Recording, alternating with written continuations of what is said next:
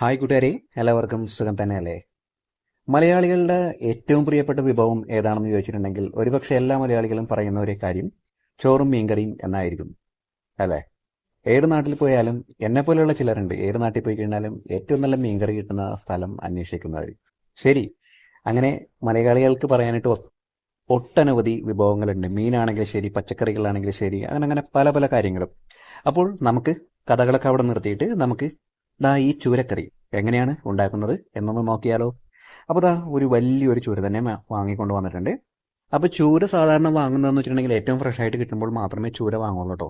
കാരണം ഈ മീനെ മാത്രമാണ് വിശ്വസിച്ച് വാങ്ങാൻ കൊള്ളില്ലാത്തത്, പ്രത്യേകിച്ച് ഏത് നാട്ടിലും. അപ്പോൾ അതിന് എടുത്തു വെച്ചിരിക്കുന്ന സാധനങ്ങളൊക്കെ കണ്ടോളൂ. അപ്പോൾ ചൂരെല്ലാം വെട്ടി ക്ലീൻ ചെയ്ത് വെച്ചിട്ടുണ്ട്. അതിൻ്റെ പച്ചമുളക്, കടുക്, ഉലുവ, അതേപോലെ തന്നെ തക്കാളി, ചുവന്നുള്ളി, കുടംപുളി, മുളക് പൊടി, മല്ലിപ്പൊടി, പിന്നെ കറിവേപ്പില, ഇഞ്ചി, വെളുത്തുള്ളി, പച്ചമുളക്, അങ്ങനെയുള്ള ഐറ്റംസ് ഒക്കെ എല്ലാം എടുത്ത് വെച്ചിട്ടുണ്ട്. എല്ലാം ഇപ്പോൾ റെഡിയാക്കി ഇങ്ങനെ അരിഞ്ഞും ചതച്ചും ഒക്കെ ഇങ്ങനെ എടുത്ത് വെച്ചിട്ടുണ്ട്. അപ്പോൾ ഇതൊക്കെയാണ് സാധനങ്ങൾ. ഒന്നുകൂടെ കണ്ടോളൂ. എല്ലാം അരിഞ്ഞു വെച്ചിരിക്കുന്നത്. തക്കാളി ഉണ്ട്, അതേപോലെ തന്നെ ഇഞ്ചി, വെളുത്തുള്ളി, പച്ചമുളക്, കറിവേപ്പില, പിന്നെ സവാള എടുത്തിട്ടുണ്ട്, ഒരു സവാളയും അരിഞ്ഞു വെച്ചിട്ടുണ്ട്. പിന്നെ ചുവന്നുള്ളി ചതച്ചതുണ്ട്. പിന്നെ മിക്സിയിൽ അരയ്ക്കാൻ വേണ്ടിയിട്ട് തക്കാളിയും പിന്നെ അതേപോലെ തന്നെ ചുവന്നുള്ളിയും കൂടെ എടുത്ത് വെച്ചിട്ടുണ്ട്. അപ്പോൾ അത് നമുക്ക് അരച്ച് പേസ്റ്റാക്കി മാറ്റേണ്ട ഒരു കാര്യമുണ്ട്. അങ്ങനെയാണ് ഈ ഒരു കറി നമ്മൾ ഉണ്ടാക്കുന്നത് കേട്ടോ. അപ്പോൾ ആദ്യം തന്നെ നമുക്ക് എന്നും ചെയ്യുന്നത് പോലെ തന്നെ മൺചട്ടി നേരെ അടുപ്പത്തേക്ക് വെക്കാം. അതിനുശേഷം വെളിച്ചെണ്ണ ഒഴിച്ചു കൊടുക്കാം. വെളിച്ചെണ്ണ ഒഴിച്ചു കൊടുത്തിട്ട് ഇതിപ്പോൾ എന്ന് വെച്ചിട്ടുണ്ടെങ്കിൽ ഏകദേശം ഒരു കിലോയുള്ള ഒരു ചൂരയാണ് വാങ്ങിയിരിക്കുന്നത്. 1 കിലോ കൂടുതലുണ്ട്. പിന്നെ കട്ടിങ്ങും ഇതൊക്കെ എല്ലാം കഴിഞ്ഞ് വരുമ്പോഴത്തേക്കും അത് ഏകദേശം ഇപ്പോൾ 1 കിലോ ഉണ്ടാകുമെന്ന് നമുക്ക് പ്രതീക്ഷിക്കാം. അപ്പോൾ അതനുസരിച്ചാണ് നമ്മൾ എല്ലാ സാധനവും എടുത്തിരിക്കുന്നത്. അപ്പോൾ കടുക് പൊട്ടി, പിന്നീട് കറിവേപ്പിലയും ഇഞ്ചിയും ഒക്കെ അങ്ങോട്ട് ചേർത്തു. അപ്പോൾ നല്ലതുപോലെ അങ്ങോട്ട് പൊട്ടിത്തെറിക്കുന്നുണ്ടായിരുന്നു. കുറച്ച് കയ്യിലൊക്കെ വീണു. അത് നമ്മൾ കാര്യമാക്കുന്നില്ല. പിന്നീട് നമ്മൾ ചുവന്നുള്ളി അരിഞ്ഞതാണ് ചേർത്ത് കൊടുക്കുന്നത്. പിന്നീട് നമ്മൾ അരയ്ക്കാനുള്ളത് വേറെ സെപ്പറേറ്റ് ഒക്കെ ആയിട്ട് വെച്ചിട്ടുണ്ട്. അപ്പോൾ ചുവന്നുള്ളി ഇങ്ങനെ നല്ലതുപോലെ ഒന്ന് മൊരിയിച്ചെടുക്കാം. കാരണം ഇതിന് ഇത്തിരി മൊരിഞ്ഞ് കിട്ടുന്നതായിരിക്കും നല്ലത്. കാരണം നമ്മൾ ഉണ്ടാക്കാൻ പോകുന്ന മീനും അതേപോലത്തെ ഇത്തിരി ഹാർഡായിട്ടുള്ള മീനാണ്. ചൂര അറിയാമല്ലോ, ചൂരയെക്കുറിച്ച്. അവൻ ഇത്തിരി ഹാർഡാണ്, അതേപോലെ തന്നെ ഇത്തിരി സ്ട്രോങ്ങുമാണ്, ഹെൽത്തിയാണ്. ഇനി നമുക്ക് അതിലേക്ക് നല്ല കറിവേപ്പില അങ്ങോട്ട് ഇട്ട് കൊടുക്കാം. അപ്പോൾ കറിവേപ്പില നമ്മളിപ്പോൾ ഇതൊക്കെ എല്ലാം മൊരിച്ചെടുക്കുന്ന കൂട്ടത്തിലും ചേർക്കണം. പിന്നീട് ലാസ്റ്റ് നമുക്ക് കറിവേപ്പില ചേർക്കേണ്ടതുണ്ട്. അപ്പോൾ മീൻകറി വെക്കുമ്പോൾ എപ്പോഴും കറിവേപ്പില ഇത്തിരി കൂടുതൽ എടുക്കുന്നത് നല്ലതായിരിക്കും. ഇനി അതിനുശേഷം നമുക്ക് മഞ്ഞപ്പൊടി ഇട്ട് കൊടുക്കാം. പിന്നെ അതേപോലെ തന്നെ ആവശ്യത്തിന് ഉപ്പും ഇട്ട് കൊടുക്കാം. ഉപ്പും ഇതേപോലെ തന്നെ കൃത്യമായിട്ട് തന്നെ നമ്മൾ ഇടുന്നത് ആവണമെന്നില്ല. കാരണം ഏറ്റവും അവസാനം വീണ്ടും നമ്മൾ ഉപ്പ് ചേർക്കേണ്ടി വരും. കാരണം നമ്മൾ ഉണ്ടാക്കാൻ പോകുന്ന മീൻ ചൂര എന്ന് പറയുന്ന മീനാണ്. ഇനി നമുക്ക് നല്ല മുളക് പൊടി അങ്ങോട്ട് ചേർത്ത് കൊടുക്കാം. അതായത് നല്ല എരിവെള്ള മുളക് പൊടി. അപ്പോൾ എരിവെള്ള മുളക് പൊടിയും കൂടി അങ്ങോട്ട് ചേർത്ത് കൊടുക്കാം. മീൻകറിക്കെന്ന് പറഞ്ഞിട്ടുണ്ടെങ്കിൽ നല്ല എരിവുണ്ടെങ്കിൽ മാത്രമേ മീൻകറി ഒരു മീൻകറിയായി മാറുള്ളൂ. പിന്നീട് നമുക്ക് മല്ലിപ്പൊടി ചേർത്ത് കൊടുക്കാം. ഈ മല്ലിപ്പൊടിയൊക്കെ ചേർത്ത് കൊടുക്കുന്നതിൻ്റെ പ്രധാന കാരണം വെച്ചിട്ടുണ്ടെങ്കിൽ സാധാരണ ഞങ്ങൾ കൊച്ചിയിൽ മല്ലിപ്പൊടി ഒന്നും ചേർത്ത് കൊടുക്കാറില്ല. പക്ഷേ ചില മീനുകൾ നമ്മൾ ഉണ്ടാക്കുമ്പോഴത്തേക്കും അതിലൊരല്പം മല്ലിപ്പൊടി ചേർത്ത് കഴിയുമ്പോഴത്തേക്കും അതിൻ്റെ രുചി ഒന്ന് മാറി നിൽക്കും. എന്ന് വെച്ചിട്ടുണ്ടെങ്കിൽ വേറെ ഒരു പ്രത്യേകതരം ഒരു രുചിയായിരിക്കാം. അല്ലാതെ ഇപ്പോൾ ചാളയിലോ അല്ലെങ്കിൽ അതേപോലെ തന്നെ അയിലയിലൊക്കെ പോയി മല്ലിപ്പൊടി ഇട്ടിട്ടുണ്ടെങ്കിൽ എന്തായിരിക്കും അവസ്ഥയെന്ന് നിങ്ങൾ തന്നെ ഒന്ന് ആലോചിച്ച് നോക്കൂ, അല്ലേ? ഇനിയിപ്പോൾ നമ്മളുടെ ഗ്രേവിയിലേക്ക് ചെറുതായിട്ട് അരിഞ്ഞു വെച്ചിരിക്കുന്ന തക്കാളി കൂടെ ചേർത്ത് കൊടുക്കാം. അങ്ങനെ തക്കാളിയും ചേർത്ത് കൊടുത്ത് ഗ്രേവിയൊക്കെ നല്ല അടിപൊളിയാക്കി ഇങ്ങനെ വെച്ചിട്ടുണ്ട്. ഇനി നമ്മൾ അരച്ച് വെച്ചിരിക്കുന്ന തക്കാളിയും അതേപോലെ ചുവന്നുള്ളിയും കൂടി ചേർത്തിട്ടുള്ള പേസ്റ്റാണ് കേട്ടോ. അങ്ങനെ ആ പേസ്റ്റും കൂടി നല്ലതുപോലെ ഇട്ടിട്ട് ഇനി ഇവനെ നമുക്കിങ്ങനെ നല്ലതുപോലെ ഒന്ന് ഇളക്കി ആ മസാല കൂട്ടൊക്കെ അങ്ങോട്ട് യോജിപ്പിച്ച് ഒന്ന് റെഡിയാക്കി അങ്ങോട്ട് എടുക്കാം. അപ്പോൾ അതിന് വേണ്ടിയിട്ടാണ് നമ്മളിങ്ങനെ ഇളക്കി ഇളക്കി ഇളക്കി ഇങ്ങനെ കൊണ്ടിരിക്കുന്നത്. ഇനിയിപ്പോൾ നോക്കിക്കോ, ഇപ്പോൾ ഇതല്ലേ കളർ. ഇനിയിപ്പോൾ ഇളക്കി നല്ല മറിച്ചൊക്കെ ഇങ്ങനെ എടുത്ത് കഴിയുമ്പോഴത്തേക്ക് നല്ല അടിപൊളി നല്ല ചുവന്നിങ്ങനെ തുടുത്ത കളർ ഇങ്ങനെ വരും. ഇനി ഒരല്പം കൂടി വെള്ളം കൂടി ഒഴിച്ചിട്ടാണ് നമ്മളിപ്പോൾ ഒന്ന് റെഡിയാക്കുന്നത്. അപ്പോൾ ഈ വെള്ളം എന്ന് പറഞ്ഞിട്ടുണ്ടെങ്കിൽ വെറും വെള്ളമല്ല കേട്ടോ ഒഴിച്ചു കൊടുത്തിരിക്കുന്നത്, നമ്മളുടെ പുളിവെള്ളമാണ്. പുളിവെള്ളം എന്ന് പറഞ്ഞിട്ടുണ്ടെങ്കിൽ കുടംപുളി കുതിരാൻ വേണ്ടി വെച്ചിരിക്കുന്ന പുളിവെള്ളമാണ് കുറച്ച് ചേർത്ത് കൊടുത്തിരിക്കുന്നത്. കാരണം വെച്ചിട്ടുണ്ടെങ്കിൽ ഈ തക്കാളിയൊക്കെ ഒന്ന് വെന്ത് ഉടഞ്ഞൊന്നും പോകണ്ട, ഒന്ന് വെന്ത് അതൊന്നും നമ്മളുടെ മസാലയിലായിട്ടൊന്ന് സെറ്റാണ്. ശരി, ഇനി നമുക്ക് ബാക്കിയുള്ള പുളിവെള്ളവും കൂടെ ചേർത്ത് കൊടുക്കാം. അപ്പോൾ കണ്ടോ, ഇനി കുറച്ചേ ഉള്ളൂ പുളിവെള്ളം. അപ്പോൾ അതുകൂടെ ഇട്ട് കൊടുത്ത് പുളിയും കൂടെ ഇട്ട് കൊടുത്ത് പിന്നെ വേറൊരു കാര്യം ശ്രദ്ധിക്കുക എന്ന് പറഞ്ഞിട്ടുണ്ടെങ്കിൽ ചൂരക്കറി അതേപോലെ ചൂര പോലെയുള്ള ഹാർഡായിട്ടുള്ള ചൂര, കേര ഇതൊക്കെ ഉണ്ടാക്കുമ്പോഴേക്കും പുളി ഇത്തിരി കൂടുതൽ ഇട്ട് കൊടുക്കണം. കാരണം നമ്മൾ കറി ഉണ്ടാക്കി കഴിയുമ്പോഴത്തേക്കും പുളി ഇത്തിരി കൂടുതലായിട്ട് തോന്നുമെങ്കിലും അത് ഒരു 6 മണിക്കൂറൊക്കെ കഴിഞ്ഞ് കഴിയുമ്പോഴത്തേക്കും ഈ ചൂര എന്ന് പറയുന്ന മീൻ അവനെ അങ്ങോട്ട് വലിച്ചെടുത്ത് കറിയെല്ലാം നല്ല സെറ്റായിട്ടിരിക്കും. അപ്പോൾ ആദ്യം തന്നെ നമുക്ക് ഉദ്ഘാടനം ചെയ്യാം. ചൂരയുടെ തല തന്നെ അങ്ങോട്ട് ഇട്ട് കൊടുക്കാം. അതിനുശേഷം ബാക്കിയുള്ള പീസുകളൊക്കെ ദാ ഇങ്ങനെ ഓരോന്നോരോന്ന് ഇട്ട് കൊടുത്ത് നമുക്ക് പയ്യെ ചാറൊക്കെ അതിൻ്റെ മേളിലൊക്കെ അങ്ങോട്ട് ഇട്ട് കൊടുത്ത് നല്ലതുപോലെ ഒന്ന് മുക്കിയിട്ട് കൊടുക്കാം. കാരണം മുങ്ങാനുള്ള അത്രയും വെള്ളമൊന്നും ഇല്ല, അതുകൊണ്ടാണ് ചാറ് മേളിൽ ഒഴിച്ചു കൊടുക്കുന്നത്. പിന്നെ ഒന്ന് മീനിട്ട് കുറച്ച് കഴിയുമ്പോഴത്തേക്കും ആവശ്യത്തിന് വെള്ളമൊക്കെ വന്ന് ചേർന്നോളും.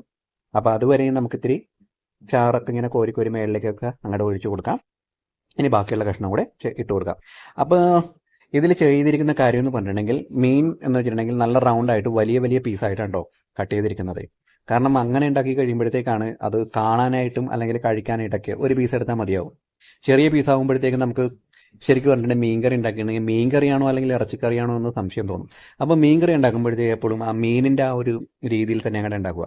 ചിലപ്പോഴൊക്കെ നമ്മൾ കട്ട് ചെയ്ത് മേടിക്കുന്ന മത്സ്യങ്ങളൊക്കെ എല്ലാം ഈ ചിക്കൻ കട്ട് ചെയ്ത് തരുന്നത് പോലെയാണ് മീൻകറി കട്ട് ചെയ്ത് തരുന്നത്. സത്യം പറഞ്ഞിട്ടുണ്ടെങ്കിൽ അങ്ങനെ കൊണ്ടുവരുന്ന മീൻ എനിക്ക് തീരെ ഇഷ്ടമാകാറില്ല കേട്ടോ. കാരണം കഴിക്കാൻ പോലും തോന്നാറില്ല ഒരു മീൻ എന്നുള്ള രീതിയിൽ. എനിക്ക് മീനെന്ന് പറഞ്ഞിട്ടുണ്ടെങ്കിൽ ദാ ഇതേപോലെ ഇപ്പോൾ നമ്മൾ അയില ഇടുമ്പോഴത്തേക്കും ആ അയിലയുടെ രീതിയിൽ കിടക്കും. അതിൻ്റെ ചൂര ഇടുമ്പോഴത്തേക്കും ദാ ഇതേപോലെ ഇങ്ങനെ റൗണ്ടിൽ കട്ട് ചെയ്ത് ആ ഒരു രീതിയിൽ. മീൻ കറി കഴിക്കുമ്പോൾ എപ്പോഴും മീനായിട്ട് അറിഞ്ഞ് തന്നെ കഴിക്കണ്ടേ അല്ലേ. അപ്പോൾ ഇത് നമ്മൾ മീൻ എല്ലാത്തിലും ചാറിലൊക്കെ മുങ്ങിക്കിടപ്പുണ്ട്. ഇനി ഇവനെ ഒന്ന് നല്ലതുപോലെ ഒന്ന് വേവിച്ചെടുക്കാനുണ്ട്. അപ്പോൾ ചൂരക്കെന്ന് പറഞ്ഞിട്ടുണ്ടെങ്കിൽ നല്ലതുപോലെ വേവ് കൂടുതലാണ്, പെട്ടെന്ന് തന്നെ അങ്ങനെ ടൈറ്റ് ആവും. നമ്മളിത് കട്ട് ചെയ്തെടുക്കുന്ന സമയത്ത് ഒരു ഇത്തിരി ഇങ്ങനെ എന്താ പറയുക, ഇത്തിരി ഹാർഡായിട്ടൊന്നും തോന്നില്ല, ഇത്തിരി സോഫ്റ്റ് ആയിട്ടൊക്കെ തോന്നുള്ളൂ. പക്ഷേ ഇവനങ്ങാട് കറിയിലേക്ക് ഇട്ട് അങ്ങോട്ട് ചൂടങ്ങാട് പിടിച്ചു കഴിയുമ്പോഴത്തേക്ക് നല്ല ഹാർഡായിട്ട് അങ്ങോട്ട് വരും. ശരിക്കും പറഞ്ഞിട്ടുണ്ടെങ്കിൽ ഇറച്ചി കടിച്ച് പറിക്കുന്നത് പോലെ അങ്ങോട്ട് കഴിക്കാം. ചൂരക്കറിയൊക്കെ എന്ന് പറഞ്ഞിട്ടുണ്ടെങ്കിൽ ഇന്ന് വെച്ച് നാളെ കഴിക്കുന്നതാണ് അതിൻ്റെ ആ മുഴുവൻ ടേസ്റ്റും കിട്ടാനായിട്ട് ഉള്ള ഏറ്റവും ബെറ്റർ ആയിട്ടുള്ള പരിപാടി. ചിലപ്പോൾ നമ്മൾ തിളപ്പിച്ച് താഴേക്ക് ഇറങ്ങുമ്പോൾ തന്നെ, താഴേക്കെന്ന് പറഞ്ഞിട്ടുണ്ടെങ്കിൽ സ്റ്റൗ ഒക്കെ ഓഫ് ചെയ്ത് വെക്കുമ്പോൾ തന്നെ ചിലപ്പോൾ ചോറിനൊപ്പൊക്കെ ഇട്ട് അങ്ങോട്ട് കഴിക്കാൻ അങ്ങോട്ട് തുടങ്ങും. അപ്പോൾ നമ്മൾ വിചാരിക്കും അയ്യോടെ ഇതെന്താണ് മീനിൽ ഉപ്പും ഇല്ല മുളകും ഇല്ല എന്നൊക്കെ. പക്ഷെ അവനൊന്ന് റെസ്റ്റ് ചെയ്ത് വെച്ച് കുറേ സമയം കഴിയുമ്പോഴത്തേക്ക് എടുത്ത് കഴിച്ചിട്ടുണ്ടെങ്കിൽ ഉണ്ടല്ലോ കിടുവെന്ന് പറഞ്ഞാൽ കിടുവായിരിക്കും. ഇനി നമുക്ക് വേപ്പില തണ്ട്, കറിവേപ്പില തണ്ട് നമുക്ക് ഇതേപോലെ അങ്ങോട്ട് ഇട്ട് കൊടുക്കാം. അതിനുശേഷം നമുക്ക് ഇവനെ മൂടി വെക്കാം. എന്നിട്ട് പയ്യെ അവിടെ ഇരുന്ന് അങ്ങോട്ട് വെന്ത് ചാറൊക്കെ ഒന്ന് വറ്റി ഒന്ന് കുറുകിയൊക്കെ ഒന്ന് വരട്ടെ. അപ്പോൾ ആ സമയം കൊണ്ട് നമ്മളെ സംഭവമൊക്കെ എല്ലാം റെഡി ആയിട്ടുണ്ടാവും. അപ്പോൾ ഇടയ്ക്കിടയ്ക്കൊന്ന് തുറന്നൊക്കെ നോക്കാം നല്ല സ്മെല്ലൊക്കെ ഉണ്ടോയെന്ന്. തുറന്ന് നോക്കണമെന്ന് പറഞ്ഞിട്ടുണ്ടെങ്കിൽ കൊതി പിടിച്ചിട്ടൊന്നും അല്ല കേട്ടോ, വെറുതെ തുറന്ന് നോക്കുന്നതാ എന്താണ് അവസ്ഥ എന്ന് അറിയാൻ വേണ്ടിയിട്ട്. അപ്പോൾ നമ്മളുടെ കറിയൊക്കെ നല്ലപോലെ തിളച്ച് മറിയുന്നുണ്ട്. അപ്പോൾ തലയൊക്കെ നല്ലതുപോലെ വെന്തിട്ടുണ്ടാകും എന്ന് തോന്നുന്നു. ഇതാ കണ്ടോ, കോരി എടുത്ത് കഴിഞ്ഞപ്പോൾ തന്നെ എത്ര നല്ല സൂപ്പറായിട്ടായിരിക്കുന്നത്, നല്ല ഹാർഡായിട്ട് തന്നെ ഇരിക്കുന്നല്ലേ. ഇതാണ് ചൂരക്കറി എന്ന് പറഞ്ഞിട്ടുണ്ടെങ്കിൽ ചൂരയുടെ ഒരു സ്റ്റൈല്, ആ ഭംഗി എന്നൊക്കെ വേണമെങ്കിൽ പറയാം. പിന്നെ അതേപോലെ തന്നെ നമ്മളിപ്പോൾ കേര എന്ന് പറഞ്ഞ മീനും ഇതേപോലെ തന്നെയാണ്, ചൂരനെ പോലെ തന്നെയല്ലേ ഇരിക്കുന്നത്. ഇത്തിരി കൂടി ടേസ്റ്റ് കൂടും എന്ന് ഒക്കെ പറഞ്ഞു കേട്ടിട്ടുണ്ട്. പക്ഷേ എനിക്കങ്ങനെ വലിയ വ്യത്യാസം തോന്നിയിട്ടൊന്നുമില്ല. ചൂരനെക്കാളും ഇത്തിരി സോഫ്റ്റ് ആണെന്ന് മാത്രമേ ഉള്ളൂ. പിന്നെ അത് വൈറ്റ് മീറ്റ് ആണ്. പക്ഷേ ചൂര അങ്ങനെയല്ല, ചൂര എന്ന് പറഞ്ഞാൽ റെഡ് മീറ്റ് ആണ്. ഒത്തിരി പ്രോട്ടീൻസും മിനറൽസും എല്ലാം അടങ്ങിയിരിക്കുന്നതാണ് പറയുന്നത്. പ്രത്യേകിച്ച് നമ്മളുടെ ശരീരത്തിൽ മുറിവൊക്കെ ഉണ്ടെങ്കിൽ ചൂര കഴിച്ചിട്ടുണ്ടെങ്കിൽ പെട്ടെന്ന് തന്നെ മുറിവ് ഉണങ്ങും. അതിനുള്ള ഭയങ്കരമായിട്ടുള്ള സംഭവങ്ങളൊക്കെ ഉണ്ടെന്നൊക്കെ പറഞ്ഞു കേൾക്കുന്നുണ്ട്. കൃത്യമായിട്ടൊന്നും അറിയില്ല, കാരണം അതിനെക്കുറിച്ചൊന്നും ഞാൻ പഠിച്ചിട്ടില്ല. മീൻ കഴിക്കാൻ മാത്രമേ നല്ലതുപോലെ പഠിച്ചിട്ടുള്ളൂ, പിന്നെ ഇതേപോലെ കറി ഉണ്ടാക്കാനായിട്ടും. അപ്പോൾ കണ്ടല്ലോ, നമ്മളുടെ മീൻ കറി ഏകദേശം റെഡിയായിട്ടൊക്കെ വരുന്നുണ്ട്. അപ്പോൾ കൂട്ടുകാർക്കൊക്കെ ചൂര ഇഷ്ടമാണെന്നുണ്ടെങ്കിൽ ഇതേപോലെയൊക്കെ ഒന്ന് ഉണ്ടാക്കിയൊക്കെ നോക്കട്ടോ. ഇതേപോലെ ഉണ്ടാക്കിയിട്ട് മാത്രം കാര്യമൊന്നുമില്ല, ഒരു ദിവസമെങ്കിലും ക്ഷമയോടെ കാത്തിരിക്കണം. ക്ഷമയോടെ കാത്തിരുന്നിട്ട്, അതായത് വൈകിട്ട് വെക്കണമെന്നുണ്ടെങ്കിൽ പിറ്റേ ദിവസം രാവിലെ ചൂരക്കറിയും വല്ല അപ്പവുമോ പുട്ടോ അല്ലെങ്കിൽ പഴഞ്ചോറോ അല്ലെങ്കിൽ തണുത്ത ചോറോ ചൂടുചോറോ എന്ത് വേണമെങ്കിലും ആയിക്കോട്ടെ, കഴിക്കാനായിട്ട് അടിപൊളി എന്ന് പറഞ്ഞാൽ അടിപൊളിയായിരിക്കാം.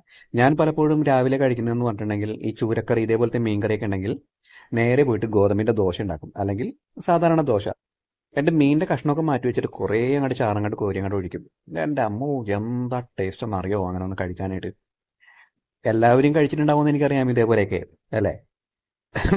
നമുക്ക് പിന്നെ എന്താ പറയുക, ഭക്ഷണം കഴിക്കുന്ന കാര്യത്തിലും അതേപോലെ മീൻ കഴിക്കുന്ന കാര്യത്തിലും യാതൊരു നാണവുമില്ല. ഏത് രീതിയിൽ വേണമെങ്കിലും കഴിക്കാം.